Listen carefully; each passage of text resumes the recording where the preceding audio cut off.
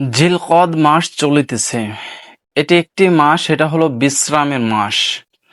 অর্থাৎ কোরআন এবং হাদিস অনুযায়ী এই মাসে কোনো নির্দিষ্ট বলা, অর্থাৎ কোনো আমলের কথা বলা হয়নি। অর্থাৎ কিছু কিছু আমল আছে যে আমলগুলোতে আপনি দামি হয়ে যেতে পারেন।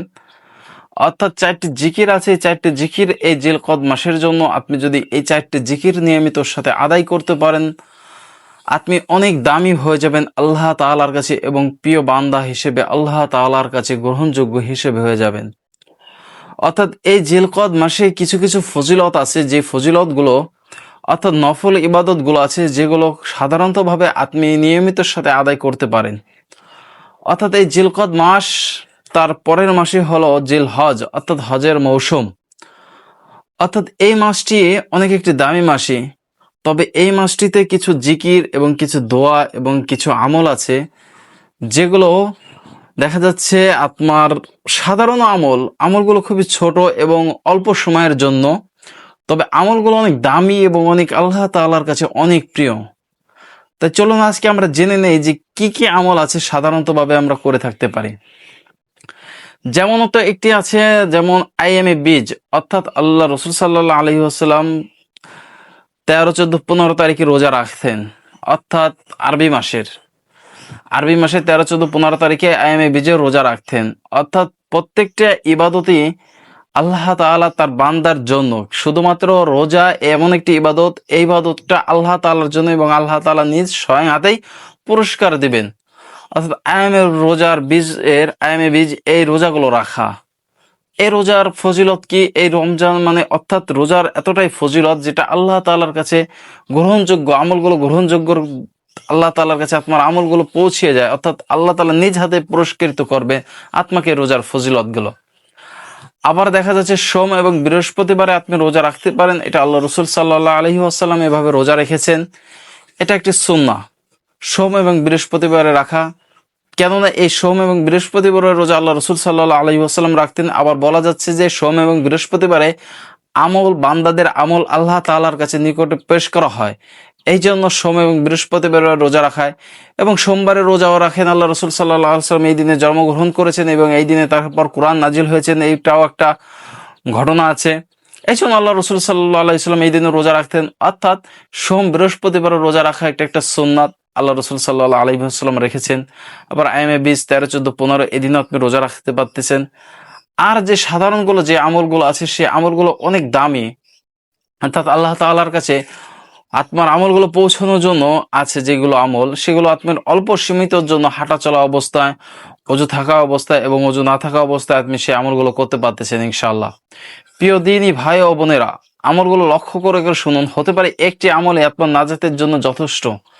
আমলটা ছোট হোক, তবে আমলটা যদি ভিতরে খাঁটি সম্পন্ন আল্লাহ তাআলাকে ইখলাসের নিয়তে আপনি যদি আমলটা করেন, হতে পারে এই একটি আমলে আপনাকে নাজাতের জন্য ব্যবস্থা আল্লাহ তাআলা করে দিতে পারে। দেখা যাচ্ছে হাসরের ময়দানে একটি আমলের জন্য মানুষ ছটফট করবে, এর কাছে যাবে ওর কাছে যাবে, কেউ কারোর পরিচয় দেবে না। অর্থাৎ আপনি যদি ইখলাসের নিয়তে এখন একটি আমল করুন, ওই আমলটা যদি আল্লাহ তাআলার কাছে পছন্দ হয়ে যায়, হতে পারে ওই একটি আমলে আপনার নাজাতের ফায়সালা হয়ে যেতে পারে। তাহলে আমরা জেনে নেই যে আমলগুলো কি কি। সাধারণত দেখা যাচ্ছে প্রথমত যে আমলটা আপনি করতে পারেন দান করা, অর্থাৎ দান সৎকা করা। এটা আপনার বালা মুসিবতকে আল্লাহ তাআলা দূর করে দেয়। দেখা যাচ্ছে কি আপনার সামনে একটি বিপদ হওয়ার সম্ভাবনা আছে, ওই আপনি 5 টাকা হোক 10 টাকা হোক কাউকে দান করছে, এই দানের ওসিলায় আল্লাহ তাআলা আপনার ওই বিপদটাকে দূরে সরাইয়ে দিতে পারেন। তবে দানটা হতে হবে শুধুমাত্র আল্লাহ তাআলাকে সন্তুষ্ট করার জন্য। এমন মনো দান না হয় যে মানুষকে দেখানোর জন্য আমি দান করতেছি যাতে মানুষ আমাকে দান করনেওয়ালা বলে। এরকম দান যদি আপনি সারা জীবন কিয়ামত পর্যন্ত করে যান, তারপরও গ্রহণযোগ্য হবেন আল্লাহ তাআলার কাছে। আল্লাহ রসুল সাল্লাল্লাহু আলাইহি ওয়াসাল্লাম বলেনই তো যে তুমি ডাইন হাত দ্বারা দান করবে, বাম হাতও জানতে পারবে না। তুমি এইভাবে দান করো। দান এমন একটি গোপন জিনিস, এই দানটা যদি আপনি মানুষের সামনে করেন, দেখা যাচ্ছে আপনার ভিতরে একটা অহংকারিত আসে যে আমি দান করতেছি, মানুষ দেখতেছে আমাকে দান করনেওয়ালা বলবে, এরকমটা মানুষ ভিতরে না আসে। দানটা করবেন শুধুমাত্র আল্লাহ তাআলাকে সন্তুষ্ট করার জন্য। তারপর আরেকটি আমল করতে পারেন, সেটা হলো কোরআন তেলাওয়াত করতে পারেন। অবশ্যই নিয়মিত সাথে প্রত্যেকটা দিন তো কোরআন তেলাওয়াত করবেনই, আবার এখনো কোরআন তেলাওয়াত করতে পারেন। কোরআন তেলাওয়াতের মাধ্যমে আল্লাহ তাআলার সাথে আপনি কথোপকথন বলতেছেন। এই কোরআন তেলাওয়াতের মর্যাদা, এই কোরআনই কাল হাসরের ময়দানে আত্মার জন্য সুপারিশ করবে যে সে আমাকে যত্ন করেছে, সে আমাকে প্রতিদিন তেলাওয়াত করেছে, সে আমার সাথে মহব্বত করেছে। হতে পারে ওই কোরআনই আত্মার জন্য শাফায়াত করে আত্মাকে জান্নাতের উচ্চ মাকামে পৌঁছে দিতে পারে। অর্থাৎ এই কোরআনকে আপনি আঁকড়ে ধরুন। আত্মার সঠিক পথ চলার জন্য এই কোরআনই যথেষ্ট। অর্থাৎ আপনি ভুল পথেও যদি থাকেন, এই সঠিক পথে আপনাকে কোরআন নিয়ে যাবে। যদি আপনি নিয়মিত সাথে কোরআন আদায় করেন এবং কোরআন তেলাওয়াত করেন, তাহলে দেখা যাচ্ছে আপনি কখনো ভুল পথের ভিতর যাবেন না। আপনার যদি সামনে একটি গুনাহ করার সম্ভাবনা থাকে, তারপরে দেখবেন যে এই কোরআনের ওসিলা করে আপনি ওই গুনাহের কাজটি করতেছেন না। তারপর হলো আপনি নফল নামাজ পড়তে পারেন। সেই নামাজটি হলো নফল নামাজ, এমন একটি নামাজ যেটা দেখা যাচ্ছে আপনার ফরজের নামাজের যে ঘাটতিগুলো এই নফল নামাজ দ্বারা পরিপূর্ণ করা হবে। অর্থাৎ আপনি নফল নামাজ আদায় করতে পারেন। এই সাধারণ ছোট ছোট আমলগুলো আপনি নিয়মিত সাথে আদায় করতে পারতেছেন। ইস্তেগফারের আমলটা করতে পারতেছেন নিয়মিত সাথে, এসবও করতে পারতেছেন। তবে বিশেষ করে যে চারটি জিকিরের কথা আপনাদেরকে আজকে আমি জানাবো ইনশাআল্লাহ, এই চারটি জিনিস অবশ্যই অবশ্যই পালন করবেন ইনশাআল্লাহ। কেননা এই চারটি জিনিসের ভিতর রয়েছে আত্মার জন্য বারাকা এবং আত্মার জন্য উত্তম কিছু রয়েছে। প্রথমত 1 নম্বর হলো সুবহানাল্লাহ। এটা নিয়মিত সাথে এই জিলকদ মাসে আপনি জিকির করুন। চলতে পথে, হাঁটতে পথে, উঠতে পথে, বসতে পথে। প্রিয় দিনী বোন ও মা বোনেরা, আপনারা এটা জিকির করবেন যখন রান্না বাড়া করতেছেন। আপনারা এই জবানে জিকিরটা রাখুন। অর্থাৎ সংসারের কাজ করতেছেন, আপনারা জবানে জিকিরটা রাখুন।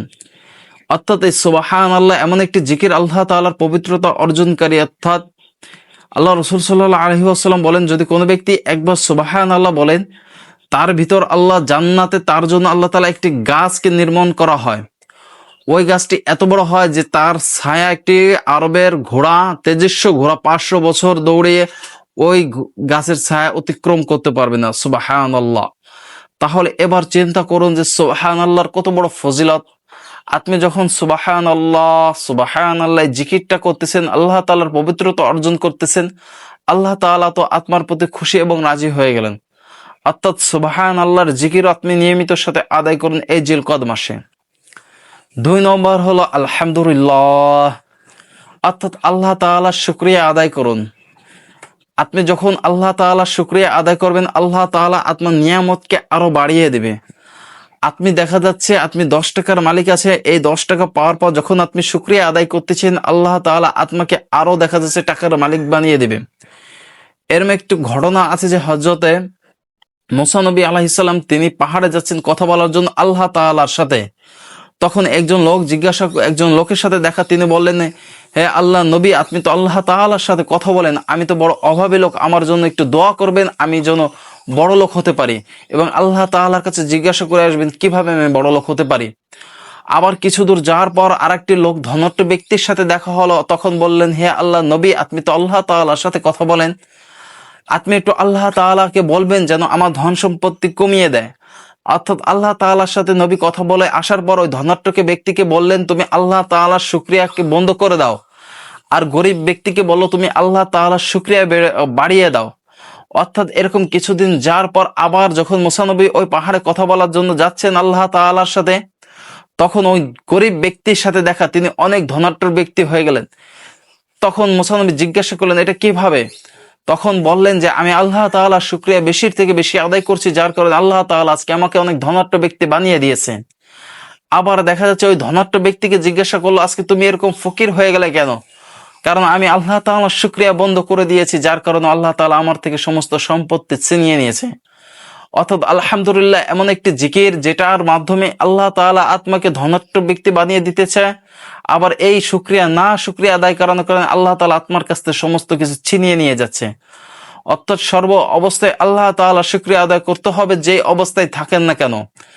আপনি আশেপাশে খোঁজ নিয়ে দেখুন যে আত্মার থেকে অভাবী লোকও আছে, এমনও মানুষ আছে যারা একবেলা খানা খেতে পারে না। অর্থাৎ তারাও শুকরিয়া আদায় করুক, দেখা যাচ্ছে তারাও একটা সময় আসবে, তারাও সচ্ছল হয়ে যাবে। অর্থাৎ শুকরিয়ার সাথে সব সময় আল্লাহ তাআলা শুকরিয়া আদায় করতে হবে।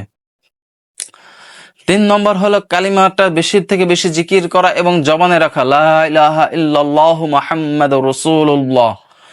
অর্থাৎ এই কালিমাটা এমন একটি কালিমা, যখন আপনি এটাকে জিকিরতে অর্থাৎ দিলের ভিতরে যখন বসিয়ে দিবেন যে আল্লাহ তাআলা ছাড়া ইবাদতের উপযুক্ত আর কোনো মাবুদ নেই, যখন আপনার দিলের ভিতরে এটা বসে যাবে, তখন আপনার ভিতরে এমন একটি অনুভূতি কাজ করবে বা আপনার ভিতরে এমন একটি ইখলাসিত কাজ করবে যে একমাত্র আল্লাহ তাআলার ইবাদত ছাড়া আপনার ভিতরে আর কোনো কিছু ভালো লাগবে না। অর্থাৎ মন চাইবে যে আমি শুধু আল্লাহ তাআলার প্রেমে পাগল হয়ে যাই, আল্লাহ তাআলাকে খুঁজি। আপনার ভিতর এমন একটি অনুভূতি কাজ করবে যে আল্লাহ তাআলা কোথায় আছে, আল্লাহ তাআলাকে পাওয়ার জন্য আপনি দিনের পর দিন ছটফট করবে। যখন আপনি এই কালিমার ইশক অর্থাৎ কালিমার প্রেমটা আপনার ভিতর জেগে যাবে, অর্থাৎ আপনি যখন বুঝতে পারবেন যে হ্যাঁ এখন আমার ভিতর একটা অন্যরকম কাজ করতেছে, তখন আপনি দেখবেন যে দুনিয়া আপনার সামনে এসে মাথা নত করছে। কেননা যখন আপনি আল্লাহ তাআলার হয়ে যাবেন এবং আল্লাহ তাআলার প্রিয় বান্দা হয়ে যাবেন, অর্থাৎ সমস্ত দুনিয়া আপনার পায়ের নিচে চলে দেবে, আল্লাহ তাআলা অটোমেটিক ব্যবস্থা করে দেবে। অর্থাৎ দুনিয়ার পিছে না পড়ে আল্লাহ তাআলার পিছে যখনই আপনি পড়তেছেন, দুনিয়া আপনার সামান্যভাবে সামনে চলে আসছে।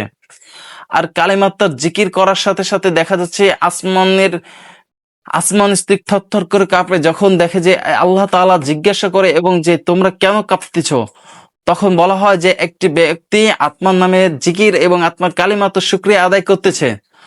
তখন আল্লাহ তাআলা বলে ফেরেশতারা তারা কি চায়, অর্থাৎ বলে যে তারা চায় আত্মাকে চায় এবং আত্মার গুনাহ, তাদের গুনাহকে মাফ করতে চায় এবং আত্মার জান্নাত চায়। আল্লাহ সুবহানাহু ওয়া তাআলা তাদেরকে তাই দেয়।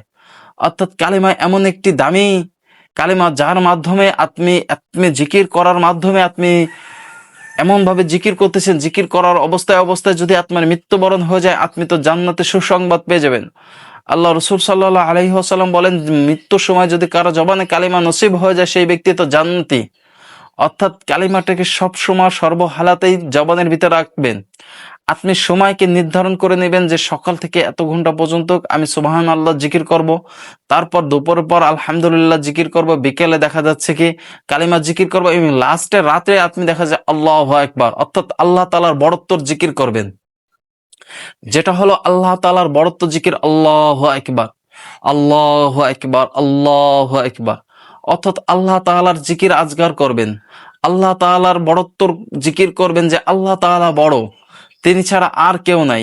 এইভাবে আল্লাহ তাআলার জিকির করার কারণে আপনার দিলের ভিতরে একটি ভালোবাসা এবং আপনার দিলের ভিতরে একটি প্রেম জন্মাবে, অর্থাৎ আপনার দিলের ভিতরে নূর চমকাবে, যার কারণে আপনি আল্লাহ তাআলার অনেক প্রিয় বান্দা হিসেবে কবুল হয়ে যাবেন।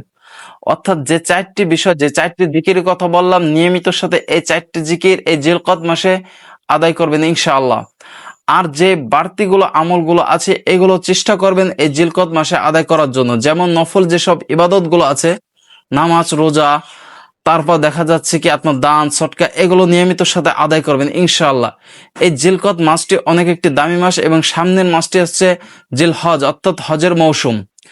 এই 4টি জিকির যদি আপনি নিয়মিত সাথে আদায় করতে পারেন, ইনশাআল্লাহ আল্লাহ তাআলার কাছে আপনি প্রিয় বান্দা হয়ে যাবেন এবং আল্লাহ তাআলা আপনাকে মাফের ঘোষণাও করে দিয়েছেন। আর ইস্তেগফার এটাও জবানের মতন সব সময় রাখবেন, ঘুমের আগে হোক বা যে কোনো সময় হোক, ইস্তেগফারের মাধ্যমে আপনি নিয়মিতভাবে আল্লাহ তাআলার কাছে তওবা করবেন, যে আল্লাহ তাআলা কাছে এমন ভাবে তওবা করবেন যে আমার এই ভুল ত্রুটি হয়ে গেছে, আল্লাহ সামনে থেকে আমি এরকম কোনো ভুল ত্রুটি না করব।